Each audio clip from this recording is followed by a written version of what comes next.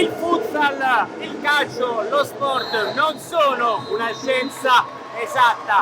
A volte 40 minuti valgono come 10 mesi. 10 mesi in un lungo percorso fatto di lavoro, sacrificio, sudore, impegno, sogni e speranze. Ancora Sosa!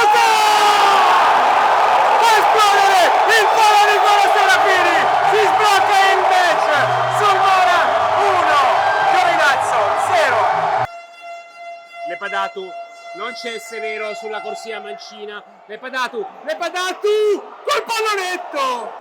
Villa, Sosa, ecco, c'è il gol dell'1 pari, ha sbagliato Sosa. È stato tutto facilissimo per Tanche. Capua, Sosa mette a terra. Spalletto! L'ha fatto di Spalletto! Come la tedesca! Lepadatu! L'appoggio del Sulmona e la tedesca toglie tutto, ma qui vale il 2-1. Sulmona in vantaggio.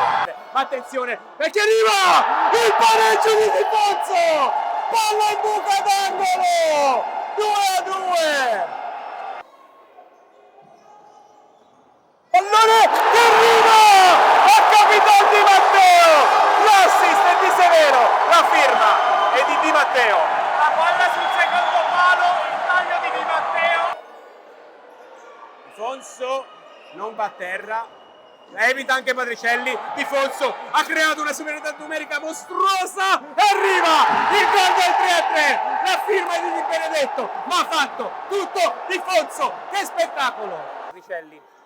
Patricelli, altro erroraccio, Di Benedetto, e c'è il 3-4 e la firma ancora del numero 18, Di Benedetto, che potrebbe ipotecare la semifinale.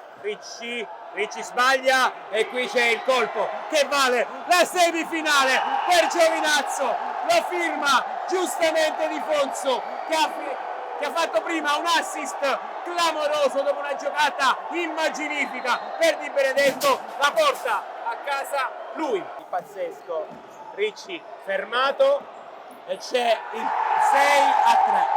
6-3 per Giovinazzo. Ancora lui, la spunta per 6-3 il Giovinazzo, bestia nera del Sulmona in campionato.